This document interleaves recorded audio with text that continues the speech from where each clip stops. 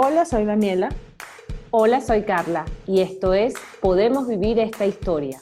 El podcast de dos amigas periodistas que profundizan en las ideas que tenemos sobre el amor, la feminidad, la maternidad, el sentido de la existencia y los temas que mueven el mundo.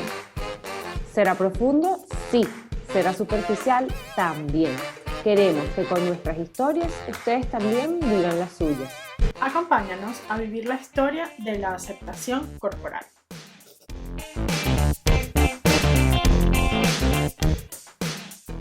Hola Carlita, ¿cómo estás? Hola Dani, ¿cómo te va? Muy bien, hoy tenemos invitada. Sí, estoy muy contenta. Sí, hoy tenemos a Camila Serna. Bueno, yo tengo una historia con Camila, ahora les cuento, pero para que conozcan un poquito a Camila. Camila es coach de nutrición integrativa y entre otras muchas cosas, pero Camila escribió un libro que se llama Yo debería ser flaca. Mi historia con Camila es bien particular porque este libro llegó a mis manos por casualidad y yo no conocía a Camila, ni mucho menos, fue un libro que llegó a mis manos con muchos otros libros. Cuando yo comencé a leer este libro, me hizo como muchísimo, la verdad lloré mucho, esa es la verdad, porque me sentí contenida y acompañada en un tema que para mí ha sido un tema muy importante y muy conflictivo a lo largo de toda mi vida adulta, que es el cuerpo y la comida, la aceptación corporal y hacer las paces con la comida, ¿no? No es un secreto para nadie, yo lo he dicho muchísimas veces que yo tuve un desorden alimenticio cuando estaba entre los 16 y los 22 años. Luego de esto, aunque yo siento que de los desórdenes alimenticios uno no se cura nunca, bueno, digamos que lo tengo bajo control, por decirlo de alguna forma. Pero la primera vez que yo me sentí acompañada en esta lucha y en estos sentimientos como tan avergonzantes bueno, de estar pensando constantemente en tu cuerpo y en la comida, fue cuando leí este libro. Y me sentí completamente acompañada y dije, imagínate tú, es posible que a otras personas le pase lo mismo. Yo no sabía que otra gente pues tenía los mismos pensamientos que yo con este tema y ahí empezó un camino pues que me ha llevado a ser consciente de muchas otras cosas que también tienen que ver con estos temas. Así que hoy, bueno, tenemos a Camila aquí y vamos a conversar sobre la aceptación corporal. Camila, gracias, bienvenida. Ay, no, gracias a ustedes. Qué felicidad estar acá conversando sobre estos temas tan importantes. Muchas gracias. Bueno, Cami, después de esta historia, yo hice un club de lectura de su libro porque dije, espérate, si hay alguien que escribió un libro sobre esto, debe haber mucha otra gente que necesita hablar de esto. Y por casualidad ella se enteró y vino a mi club de lectura y desde ahí tenemos como una relación bien bonita en la que generamos espacios para hablar de la aceptación corporal y hacer las paces con la comida. Así que bueno, mi primera Bueno, pregunta. yo la conocí por ti y desde que tú me hablaste de ella la sigo. He escuchado su podcast que me encanta. Y además que, bueno, yo soy literalmente y metafóricamente Carla, el personaje de su libro. Porque además me llamo Carla y yo creo que al igual que muchas mujeres de Latinoamérica, esa es mi historia, ¿no? Entonces, Ay, Dios. estoy muy contenta de poder conversar contigo. Ya nosotros habíamos tocado el tema de la apariencia física del cuerpo y la apariencia desde otra perspectiva en uno de los primeros episodios del podcast, que ha sido además uno de los más escuchados. Es el más escuchado, Entonces, de hecho. es el más escuchado. Yo siento que hay muchísimo interés en el tema. Yo hace poco, casualmente, estuve compartiendo, no es un tema del que yo hablo demasiado en mi cuenta, pero por mi propia historia a veces digo alguna que otra cosa y pues comenté algo de que yo había estado a dieta desde los 10 años y un poco de que cuando veía mis fotos me daba cuenta que en verdad nunca fui gorda, ahora sí, como consecuencia probablemente de todas las dietas, pero cuando yo publiqué ese comentario fue como abrir Pandora, o sea, cada vez que lo hago es como miles y miles de comentarios de historias tristes y crueles de niñas que crecen con esta idea, ¿no? Con esta idea que solo hay un cuerpo, un tipo de cuerpo que vale más o que es el más aceptado o que es el que todas deberíamos aspirar. Ay, sí, es un tema muy frecuente, desafortunadamente, y qué bueno que podamos ventilarlo y hablarlo y mirarlo de frente porque es la única manera que vamos a poder como dejar de lado todas esas mentiras, porque al final es mucho de desaprender, ¿no?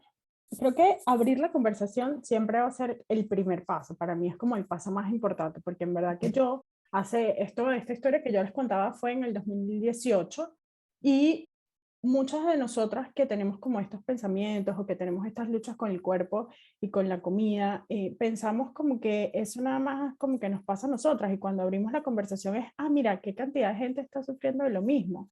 Sí. Es un círculo como de vergüenza. Yo recuerdo, ya no me pasa, pero sí recuerdo haber sentido como mucha, era como una lucha por pensar eso, pero también por dejar de pensarlo. Era, pero ¿por qué tengo que invertir tanto tiempo yo, una persona que tengo muchas cosas que hacer en pensar qué comí, cuándo comí, por qué comí, cómo me veo, cómo eso va a afectar mi peso? Y no les estoy hablando desde hace 20 años, estoy hablando de hace 4 años, ¿no?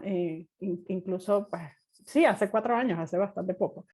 Y bueno, como que una de las preguntas que más siempre se me viene a la cabeza es, bueno, ¿por qué nos cuesta tanto aceptar nuestro cuerpo? Sí, me acuerdas de una mujer que no sé si conozcan que se llama Glennon Doyle, que Sí, sí, yo me leí su segundo libro ya hace rato, no me leí el último, pero ella es una feminista pues abanderada, activista, hace un montón de cosas y ella confesaba durante la pandemia que ella también pensaba, ¿cómo es que decía ella? Como 3/4 de su tiempo pensaba en comida y en su apariencia.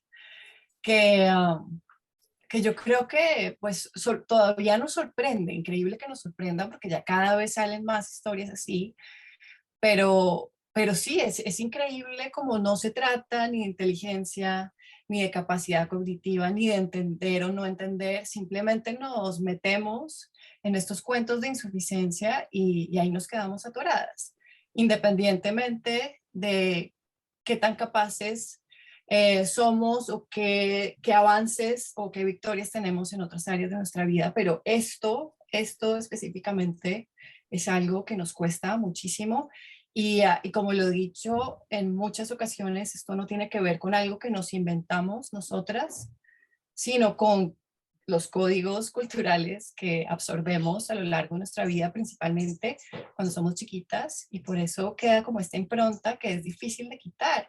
Y como la sociedad todavía es así, todavía es disfuncional, pues por eso cuesta mucho como sacudirse del todo, inclusive cuando hemos hecho terapia, inclusive cuando hemos avanzado tanto, inclusive cuando ya hay movimientos como el body positivity que nos ayudan tanto a generar conciencia, todavía nos enfrascamos, todavía no logramos como sacudirlo del todo porque todavía vivimos en esta sociedad que es disfuncional con los cuerpos principalmente de las mujeres.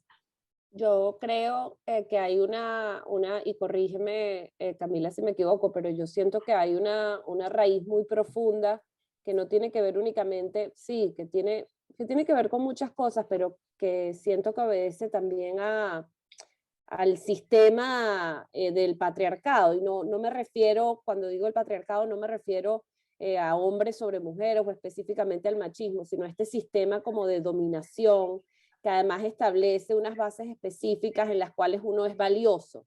Entonces yo creo que las raíces de esto para mí, al menos en mi caso, están en que siempre nos han enseñado que el concepto del valor es algo que viene de afuera, es algo que de alguna manera llega de afuera y no, yo no sé, yo creo que todos hubiésemos crecido más felices si nos hubiesen dicho que cuando nacimos ya valemos, o sea, que Claro, ya vales. Todo lo sí. que quieras hacer desde aquí, perfecto. Dejar el mundo mejor de que lo encontraste, ser una buena persona, cuidar tu cuerpo, cuidar tu alma, excelente. Pero ya vales. No hay nada que tú tengas que hacer para que te... Yo creo que si uno entendiera eso, porque para mí está un poco relacionado con el... No es, todos estos movimientos de body positive y todo esto, para mí siguen centrando el valor algunas veces en el tema de, bueno, valgo por cómo me veo, o también está bien como cómo me veo, pero yo siento que hay un tema que tiene que ver con el valor propio y de dónde viene. No sé qué has pensado tú sobre esto. Yo creo, Carla, que tienes toda la razón y creo que tu mirada crítica sobre movimientos que aparentemente pues se ven súper positivos y que en gran medida lo son, es muy valiosa. Esa mirada crítica que te permite como ir un poquito más allá. Y al final, yo estoy de acuerdo contigo, tal vez no todo el mundo lo estaría, pero creo que ese valor inherente es lo que se ha perdido. Y a veces, incluso esta cultura, que ahí cae el body positivity a veces, bueno, el body positivity se centra mucho en el valor eh, cercano a la belleza. Pero no solo eso, también es esta cultura del eterno mejoramiento y de encontrar nuestra mejor versión, ¿no? Entonces también valemos en la medida en que estemos persiguiendo eso. Que en el caso del body positivity tiene mucho que ver con la belleza, ¿no? Que para mucha gente no es lo que se necesita, de hecho confunde más.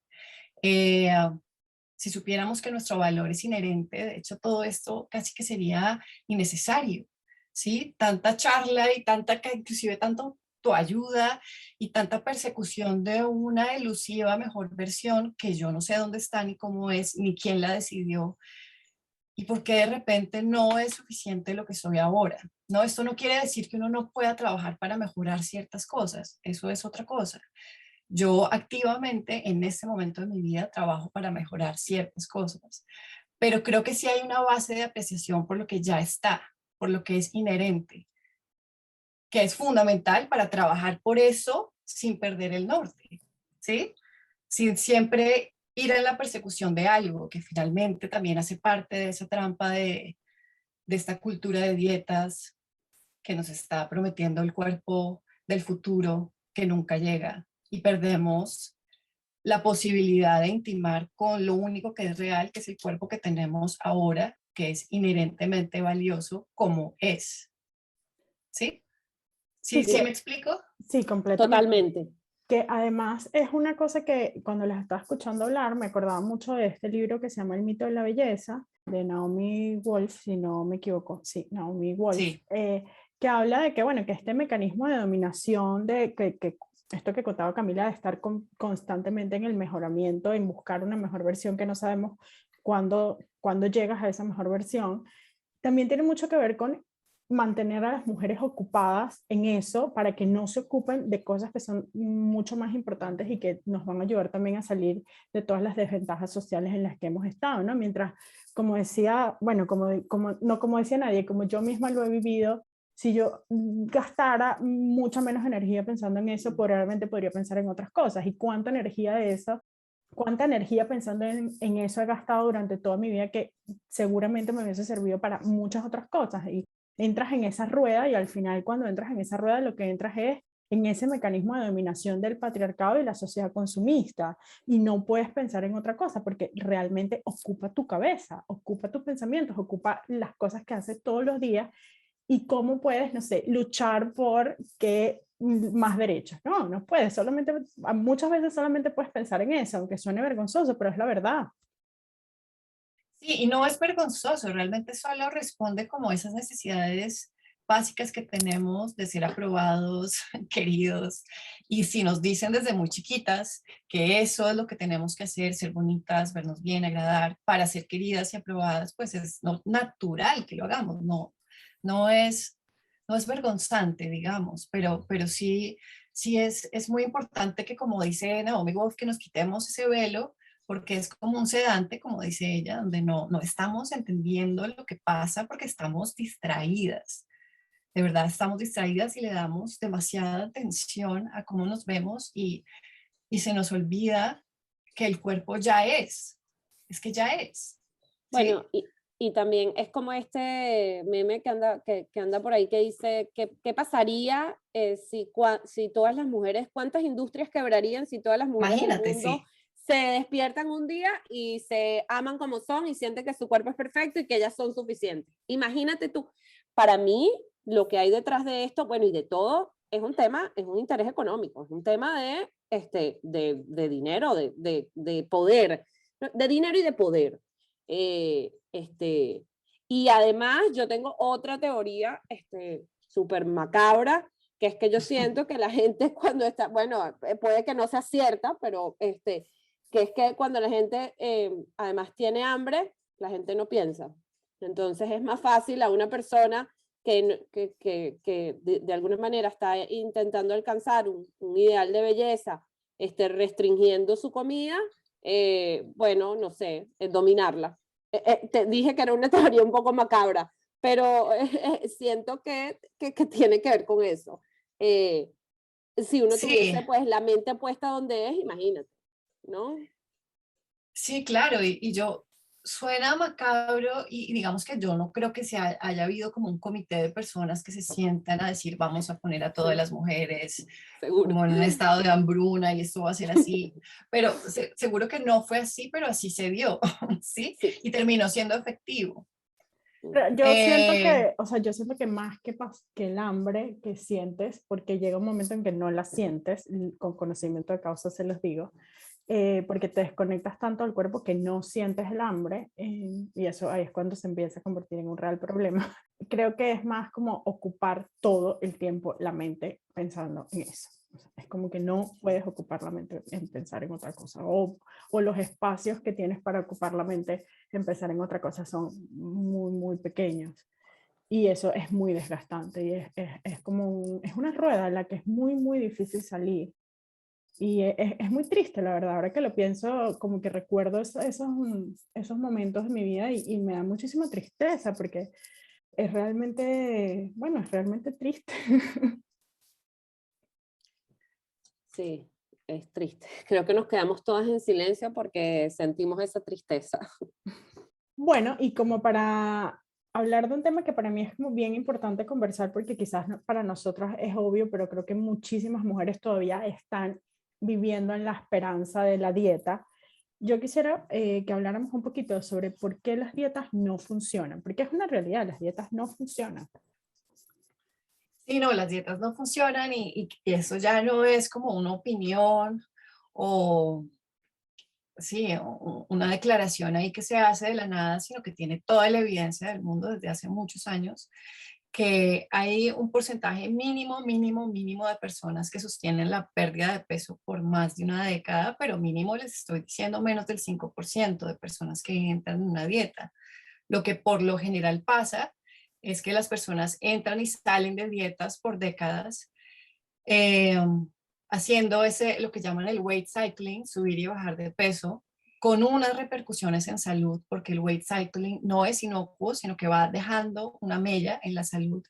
Y aparte de todo, va haciendo que la persona incremente su peso en cada, digamos, ciclo de pérdida y ganancia de peso. Entonces es un desastre, principalmente porque nuestra biología pues no se diseñó para cooperar con nosotros y nosotras en nuestras pérdidas de peso, en nuestras búsquedas de caber en el vestido, de encajar en estándares de belleza, sino que el cuerpo es mucho más inteligente que eso, protege lo que se llama el set point, que es ese porcentaje de grasa que cada cuerpo le gusta tener, que es individual, que cada persona tiene su set point, por eso los cuerpos son diferentes.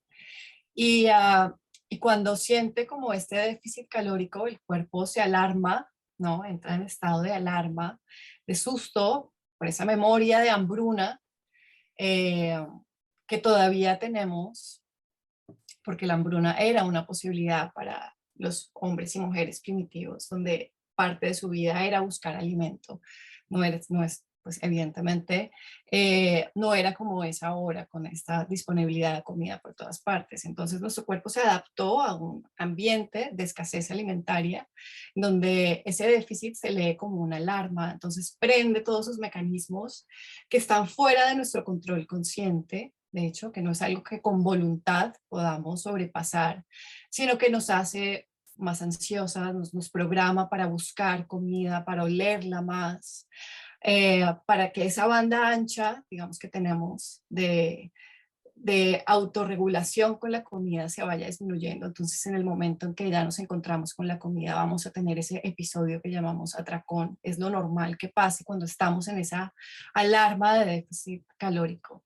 porque es simplemente nuestra biología haciendo lo que sabe hacer, que es ayudándonos a sobrevivir, ¿no? Entonces, es bonito entender todo esto porque al final lo que sí hay para la mayoría de mujeres que hemos pasado por esto es como una sensación de vergüenza, de yo no sé por qué me pasa lo que me pasa, porque no puedo cumplir una dieta, porque no tengo fuerza de voluntad, porque no sé controlarme, porque tengo atracones. Y al final es muy chévere entender que esto es un tema de biología haciendo lo que sabe hacer, que hay mucha inteligencia detrás de esos mecanismos que nunca estuvieron en nuestro control, que siempre lo que querían era llevarnos a ese lugar otra vez de homeostasis con la comida donde encontramos nuestro set point, en donde el cuerpo se relaja porque sabe que hay acceso a comida, pero las dietas son todo lo contrario a eso. Las dietas son lo que prende esa alarma, esa sensación de inseguridad, de no saber si va a haber comida.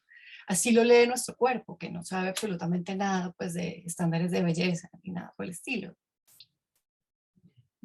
Qué difícil soltar eso, qué difícil soltar esa cultura de las dietas. Yo que había avanzado muchísimo, muchísimo en ese campo, ahora después, yo siento que en la pandemia retrocedimos mucho con esos temas. Las mujeres como que todo el mundo engordó y obviamente es normal, estamos en pandemia.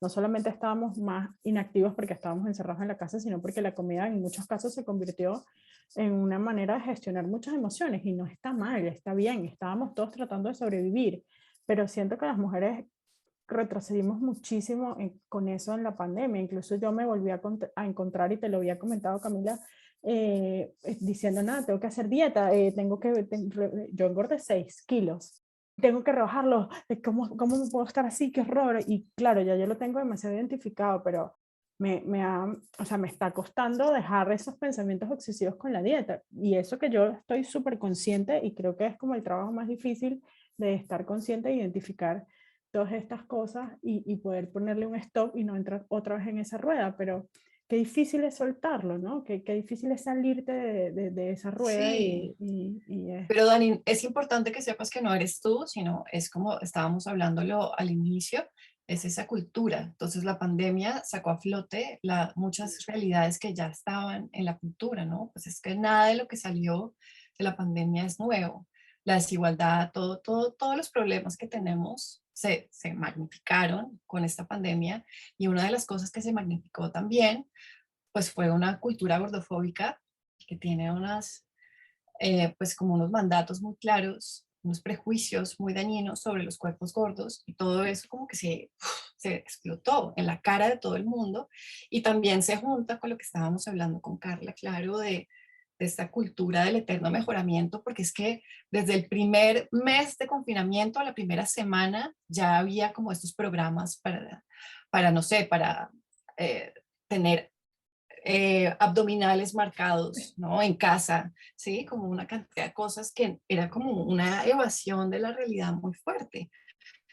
O aprovechar la pandemia o sea, aprovechar para hacer esto, hacer Sí, el tal curso, cual. meterte en el live, o sea, uno no puede simplemente estar, ¿no? Y mirar al techo. No, Tienes que exacto. aprovechar para Exactamente. aprovechar, porque, y si descansas, que sea para recuperarte y seguir produciendo, o seguir Exacto. haciendo. O sea, no puede ser que tú nada más, bueno, estés ahí sobreviviendo una pandemia, queriendo a tu familia, cuidándose, tratando de hacer lo que puedes, ¿no? No, eso no. Eh, y sí, además yo creo que hay un tema que Daniela estaba mencionando ahorita, que tiene que ver con satanizar a la comida cuando uno come por ansiedad o por confort. O sea, yo creo que nadie sabe lo que pasa a cada quien. Imagínate a alguien que esté viviendo una situación, no sé, algún trauma o alguna situación de desamparo terrible y la comida sea su salvación. ¿Me vas a decir que está mal? O sea, bueno, es lo que lo hace sentir bien en ese momento. O sea, yo creo que hay un tema también como de compasión, ¿no? Que falta muchas veces, ¿no? Sí, totalmente. Y lo que estás diciendo de comer emocionalmente, lo he venido aprendiendo yo también con el tiempo, porque, claro, se nos taladró en la cabeza que comer emocionalmente era estar fuera de control, que así no se puede comer. Inclusive estas, digamos, corrientes de comer intuitivo, pues que suenan muy bien porque uno quiere comer intuitivamente, suena pues como sensato. A veces nos venden la idea de que uno come intuitivamente, eso quiere decir que con sus señales de hambre y saciedad y punto, se acabó, no hay tema de emociones. Pero sí hay cabida para las emociones porque vivir es tener emociones. Punto. Esa es la realidad básica. Vivir es tener emociones. Lo primero que tenemos que hacer es aprender a legitimizar nuestras emociones y saber que para manejarlas, y a veces no es fácil porque hay emociones muy difíciles de manejar, tenemos como una cajita de herramientas para sobrellevarlas y ahí está la comida. Puede estar, ¿por qué no? ¿Por qué no? Podemos tener otras también, evidentemente. Entre más tengamos, mejor. Si tenemos solo una, pues se nos puede complicar la película, pero si tenemos una caja de herramientas con varias cosas que podemos hacer y nos funciona, ¿por qué no lo podemos hacer? Si la comida se diseñó también para ayudarnos a encontrar placer cuando lo necesitamos, ¿sí? Bueno, y también ahí hay mecanismos que se establecen muy pronto en la infancia porque, o sea, mi mamá, por ejemplo, me dice que ella me mantenía quieta en el coche con una chupeta. No sé cómo se dice en Colombia, chupeta es como lollipop, chupetín, Sí, o sí, sea, sí. aquí se dice chupetín. Ajá. Que ella me mantenía quieta con una chupeta, entonces obviamente, si eso fue lo que me daban al año o a los 2 años, no satanizando el azúcar ni nada de eso, sino como un elemento para yo poder alcanzar el confort, bueno, imagínate, no digo que esté mal, simplemente digo que tiene su lugar. Sí, tiene su lugar definitivamente y en la medida en que crecemos, pues ya somos adultos que tenemos la posibilidad de ampliar nuestra caja de herramientas, ¿no? Entonces no solo nos iremos al chupetín, sino que ojalá tengamos muchas otras maneras de sobrellevar emociones. Eh, y eso es muy sano. En la medida en que creamos que satanizar la comida, pues, mejor dicho, es que termina siendo contraproducente, porque entonces generamos ansiedad frente a la comida y la ansiedad frente a la comida no es conducente a autorregulación con la comida, que es lo que queremos, ¿sí? Entonces, al final nos sale como al revés. En la medida en que entendamos que la comida tiene su lugar, que cumple diferentes roles, no solo sostenernos biológicamente, sino que tiene y puede tener, y es muy efectiva como regulador emocional a veces, y que nada grave está pasando, no estamos cometiendo un pecado ni mucho, ni nada por el estilo, pues va a haber una tranquilidad, ¿sí? Y va a haber una capacidad de relacionarnos serenamente con una de esas herramientas, que es muy Pero efectiva. hay algo que me preocupa, Camila, y es que, o sea, cuando estamos aquí hablando de esto es como un espacio seguro y hablamos y reflexionamos y estamos alineadas, pero entonces uno sale, digamos, al mundo real, por llamarlo de una manera, porque esto también es Sí, real, pero estoy, por ejemplo, en una reunión o en una fiesta eh, y estoy con mi hija, que tiene 9 años, por cierto, y estamos sentadas en una mesa y llega una persona y dice, estás flaquísima, cuéntame qué dieta hiciste, ay, te voy a contar. O sea, yo en ese momento me paré con mi hija, o sea, sin que fuese una cosa, no es que hice un show, simplemente en un rato agarré a mi hija y le dije, ay, vamos al jardín a ver tal cosa. Eh, y después me pregunté, ajá, pero no la voy a poder proteger toda la vida de que esté en estas conversaciones de sobremesa que son la realidad. Son las conversaciones, el small talk, muchas veces gira en torno a cómo se ve uno, el peso, cuánto pesas, la dieta que hiciste, qué estás comiendo. O sea, está tan asentado que digo de alguna manera cómo se protege uno mismo y cómo protege uno a los que uno quiere de esto. pues Carla, creo que protección al 100% no hay, esa garantía no existe, pero lo que ocurre en casa tiene muchísimo peso. Entonces, lo que tú dices y lo que tú no dices importa mucho. Lo que tú modelas eh, crea como un piso para que después ella pueda salir al mundo y generar ese pensamiento crítico, esa autocompasión que va a necesitar para enfrentar como mujer esta sociedad, eh, ese discernimiento, esa claridad de quién es ella, de qué importa, y pues confiar en eso al final, porque pues garantías no hay. Eventualmente nuestros hijos, hijas tendrán que enfrentar este mundo con sus maneras y tendremos que confiar en lo que hicimos, pero creo que lo que pasa en casa es fundamental. Entonces, que tú tengas esa claridad de qué es lo que realmente importa y que la puedas guiar, ¿no? En esto es fundamental. Y Sí. yo sí creo que, y esto es una opinión personal y capaz, ustedes saben que yo soy medio optimista y responsable, pero yo sí creo que cada vez se está generando más como la conversación de que esto no está bien seguirlo hablando. Yo veo cada vez más, e incluso lo vivo con gente a mi alrededor y con reuniones de mujeres en las que no es aceptable hablar del cuerpo de nadie, no es aceptable hablar si estás gorda, si estás flaca, no se acepta. O sea, recuerdo claramente la última vez que comenté sobre el cuerpo de alguien y yo misma dije, ¿qué estoy haciendo? Lo dije en voz alta y las personas con las que estaba, y no fue un comentario demasiado grave, pero no se hace eso. Y tengo, como digo, tengo 2 años, es más, tengo 2 años y fue en el verano de hace 2 años en el que nunca más hice un comentario sobre el cuerpo de nadie y creo que cada vez, sí, es como el Alcohólicos Anónimos. Sí, eso pensé. Mira, tal cual, que soy Daniela, y- tengo 2 años y no sé cuántos meses que Te nunca van a más dar hice una sobre el cuerpo monedita. de nadie, sí. Pero, Y en verdad estoy orgullosa porque además creo que haberlo dicho en voz alta en ese momento hizo mucha conciencia con la gente con la que estaba y tampoco nunca más escuché a ninguna de ellas hablar sobre el cuerpo de nadie. y esto aplica para lo bueno y para lo malo, porque creemos que es que no le vas a decir a alguien que está gorda, no, pero tampoco que está flaca. O sea, para mí la regla debería ser que uno no habla sobre los cuerpos de las otras personas, a menos que estés en la consulta médica o que te diga, no sé, me duele el tobillo, ¿qué puedo hacer? O sea, de resto yo no sé por qué uno tendría que estar saludando con el peso de alguien o estar hablando de los cuerpos de otras mujeres. Absolutamente, ¿No? no es No sé si fui aceptable. muy... No, a mí me parece que sí, que debería ser así, que no deberíamos hablar del cuerpo de nadie de ninguna forma. Y eso es algo que creo que estas conversaciones cada vez se generan más y creo que vamos avanzando en eso. Nos falta mucho definitivamente. Y también hay un tema de generación. Yo creo que nuestra generación está haciendo conciencia, nuestras mamás quizás nos criaron de una manera que creían que era la mejor manera y nosotros estamos abriendo pues esta conversación y es algo que yo siempre digo, yo creo que uno de los grandes legados de nuestra generación y por lo que tenemos que seguir luchando es porque niñas como Alana, que tienen 9 años, no tengan que vivir lo que nosotros vivimos con respecto al cuerpo y con respecto a la comida y la aceptación corporal y creo que eso es como uno de los grandes legados que podemos seguir trabajando para dejarle a la nueva generación de mujeres y abriendo estos espacios de conversación, trabajamos en eso. Eso es como mi gran esperanza. Estoy de acuerdo contigo, Dani. Creo que esto no tiene vuelta atrás. O sea, no creo que haya una vuelta atrás.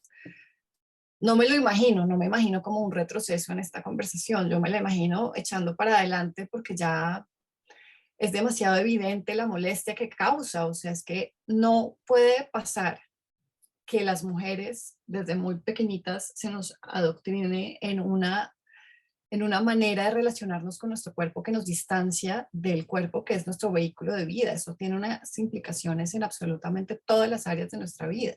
La sexualidad, eh, la comida, en todo, la manera como nos movemos por la vida en absolutamente todas las áreas, porque no hay una manera de desvincularnos de nuestro cuerpo. Entonces, si estamos distanciadas de él, si estamos todo el tiempo cosificándolo, preocupadas, ansiosas por su apariencia, creyendo que podemos como dominarlo, subyugarlo de alguna manera, teniendo esas ideas equivocadas, como lo que les estaba diciendo ahorita, que creemos, por ejemplo, que un atracón es nuestra culpa, no entendiendo que es un tema de biología, porque se nos enseñó que deberíamos poder estar encima del cuerpo, o sea, que somos como este ente superior que debe poder Lo podemos subyugar controlar. y manipular el cuerpo, es decir, es una relación de dominación con nuestro propio cuerpo que nos aleja de una intimidad, de las posibilidades de vivir plenamente, porque es que no hay otra herramienta de vida, no existe. Y también hay un tema bueno, dos cosas. Una, creo que sí, que definitivamente estamos como despertando. Yo creo que es un despertar en todos los sentidos, no nada más en este tema de la aceptación corporal y la gordofobia, sino que cada vez son menos aceptadas otras cosas que antes eran muy normalizadas, y cuando suceden hay gente que habla y dice, epa, ¿qué es esto? No, esto no lo puede estar diciendo así. Y eso está muy bien, pero todavía siento que, bueno, que hay trabajo que hacer. Por ejemplo, el otro día la maestra de mi hija estaba dando como un ejemplo y yo justo pasé por ahí, por la escuela online, por Zoom, y escuché que era como, estaba dando una oración y la oración era, el lunes empiezo la dieta. Y yo casi me Ay, meto en la pantalla, Dios. yo casi me meto en No. la pantalla y digo, ¡no!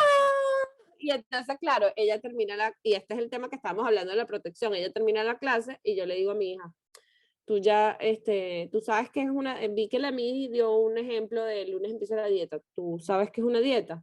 Este, entonces mi hija me dijo, creo que tiene que ver con lo que comes, ¿no? Y entonces ahí nos pusimos a conversar, ¿no? Y bueno, chévere porque es un teachable moment, o sea, un momento de aprendizaje, pero todavía siento bueno, que es un tema que hay que seguir hablando. Y lo otro que quería decir que a mí me da mucha tristeza es que con frecuencia con el tema de la gordofobia, yo misma o veo a mujeres que sienten que no son merecedoras de algún momento de felicidad, como ir a la playa o no sé, o qué sé yo, tener sexo o ir a una fiesta y ponerse un vestido, porque su cuerpo no es lo que la sociedad dice que debería ser o lo que ellas mismas quisieran que fuera, ¿no?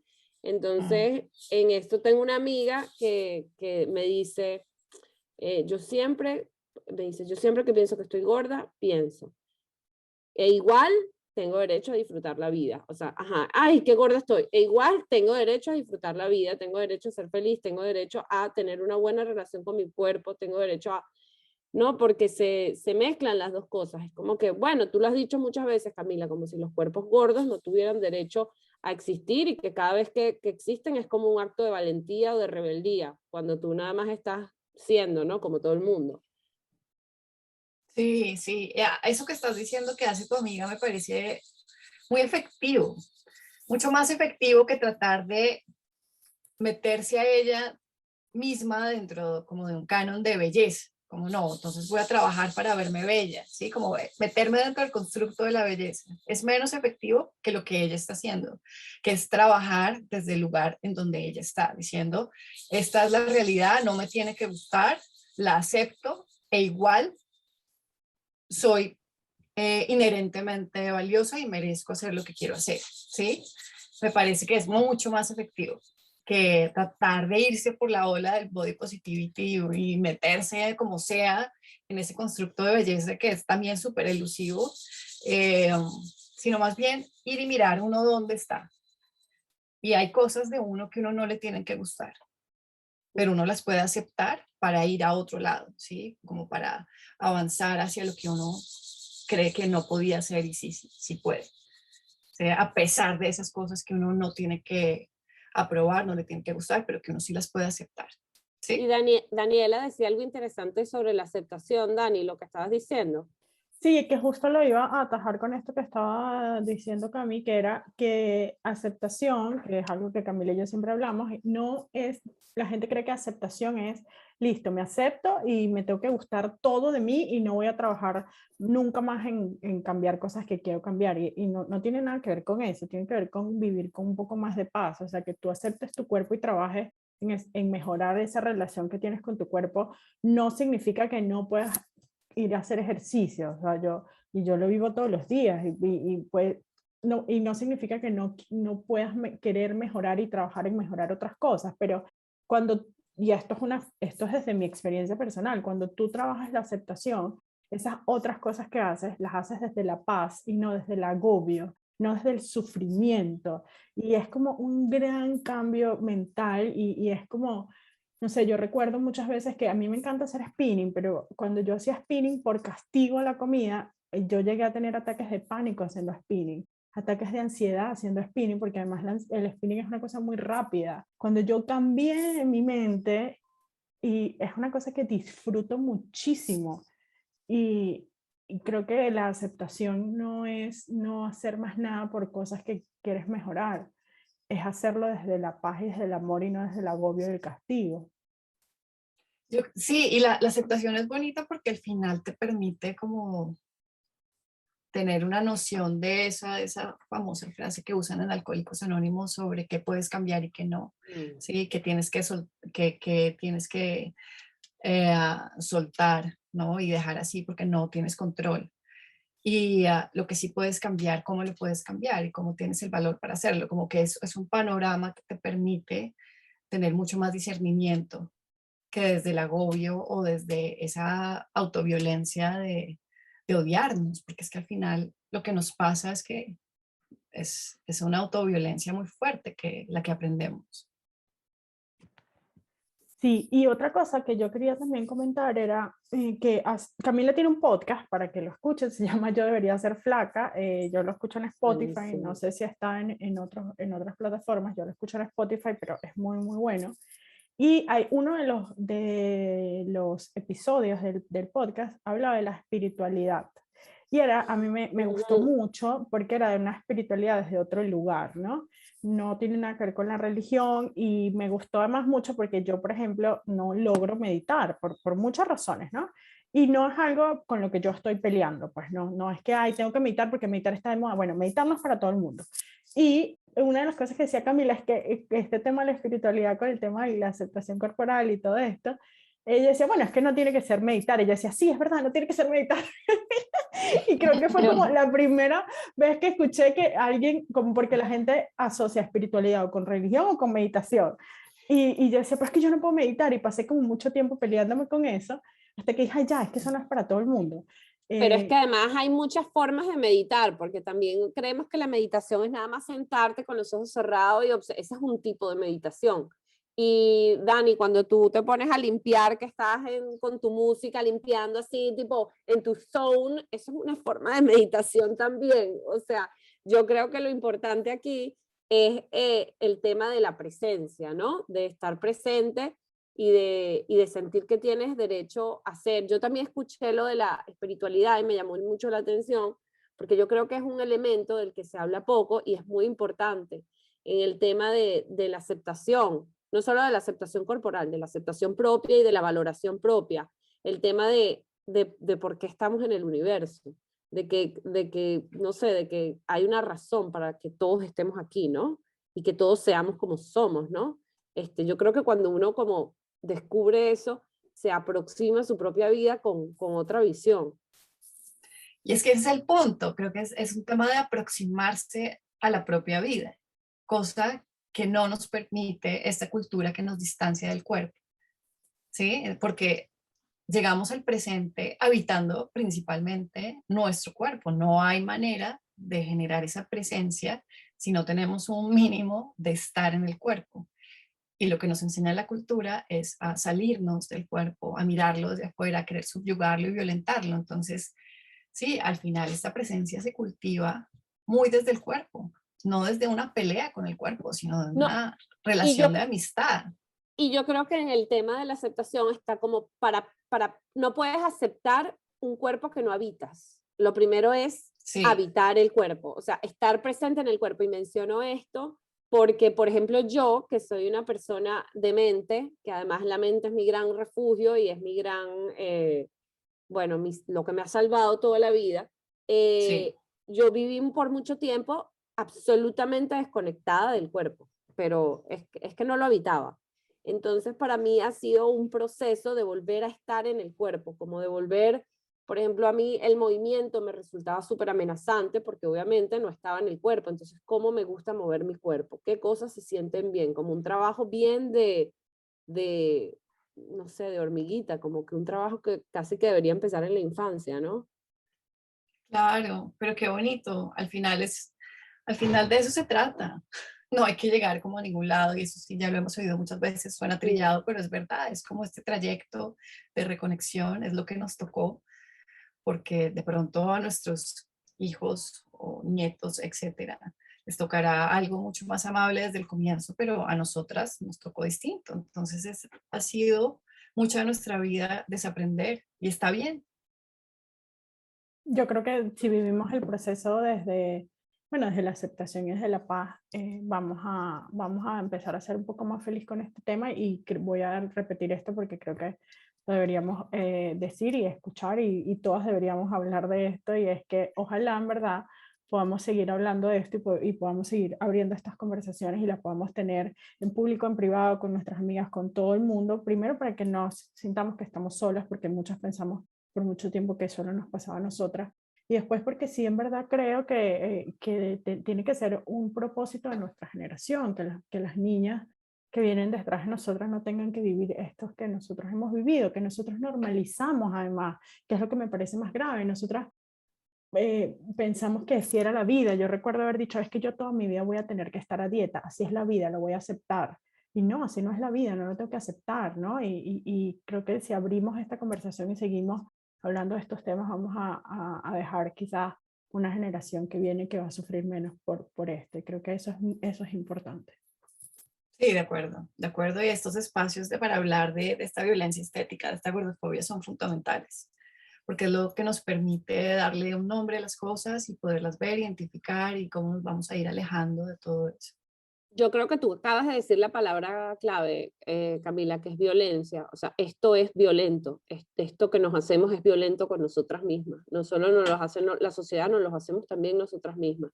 Y es un inmenso acto de violencia. Sí, de acuerdo, de acuerdo.